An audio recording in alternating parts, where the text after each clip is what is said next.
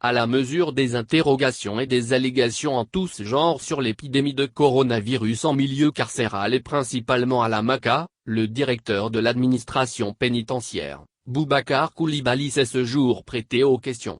Interview. 1. Existe-t-il des cas de Covid-19 à la Maka? Oui, il en existe. 2. Quelles sont les personnes touchées?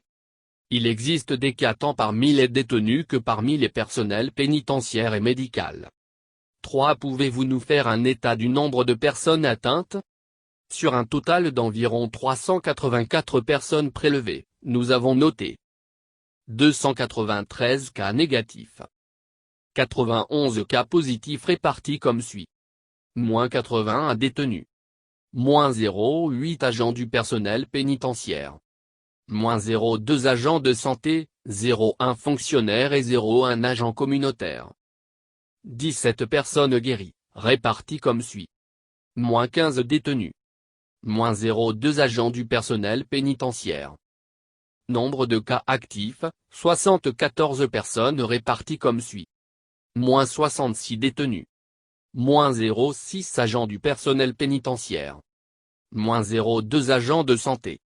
Il est bon de préciser que les 66 détenus testés positifs sont, en très grande majorité, de nouveaux détenus, c'est-à-dire des personnes qui se trouvaient hors de la prison, qui ont commis des infractions, ont fait l'objet d'arrestations et de conduite à la Maka, après avoir été placés sous mandat de dépôt.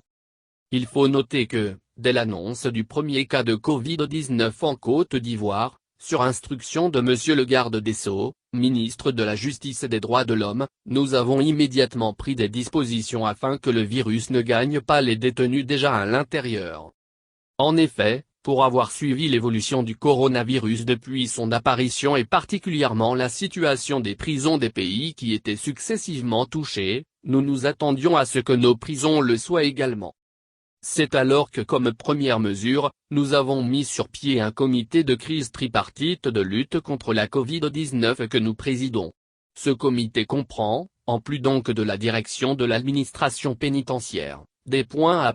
P, le ministère de la Santé et de l'Hygiène publique et la délégation Abidjan du Comité international de la Croix-Rouge, C.I.C.R, que nous avons associés pour ses parfaites connaissances en matière de gestion de crise.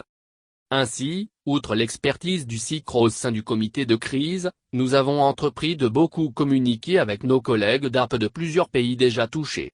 Pour parfaire notre riposte, nous nous sommes employés à éviter les erreurs que certains d'entre eux avaient commises et qui avaient entraîné l'envahissement de l'intérieur de leur pénitencier par le virus. L'autre importante disposition a consisté à faire construire des locaux pour servir de lieu de confinement des nouveaux détenus pendant une période de 14 jours sous stricte surveillance médicale, avant leur admission dans les cellules de la prison à proprement parler.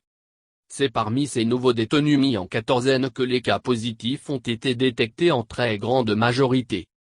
Pour être précis, ils sont au nombre de 64. Seuls deux anciens détenus avaient été testés positifs, ils sont tous guéris à ce jour. Concernant ces deux détenus, dès qu'ils avaient été testés positifs, tous leurs compagnons de cellule avaient immédiatement été mis en quatorzaine avec une rigoureuse surveillance médicale, prise régulière de température. En effet, nous craignons qu'ils n'aient contaminé certains de leurs codétenus. Heureusement, à l'issue de leur période de confinement, il n'y a pas eu de cas positifs parmi eux. C'est dire que nous sommes parvenus à freiner l'évolution du virus à l'intérieur de la prison, dans la détention. 4. Il se raconte que 60 détenus contrôlés positifs à la Covid-19 seraient retenus dans l'enceinte de la Maka et seraient sans soins. Ces propos sont inexacts.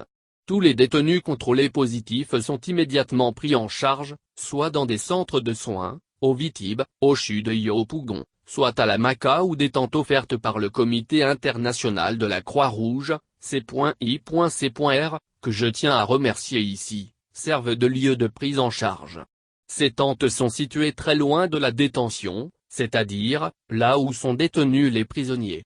Il n'y a donc aucun contact entre ces malades et les autres détenus.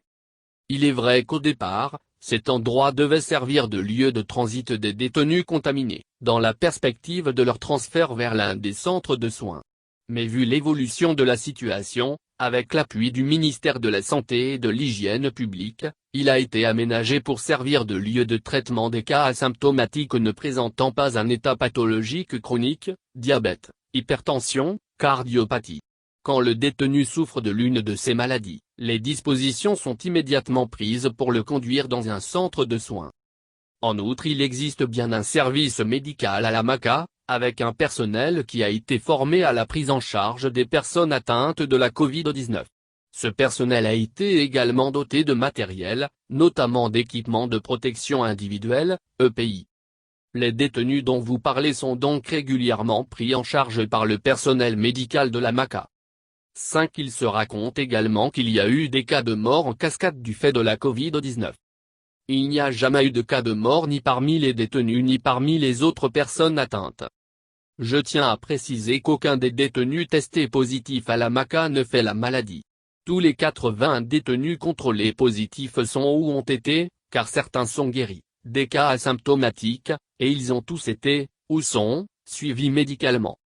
À ce jour, à la MACA, nous n'avons aucun cas de malade de la Covid-19 a fortiori de mort. Les fichiers de l'infirmerie du dit établissement pénitentiaire sont là pour en témoigner.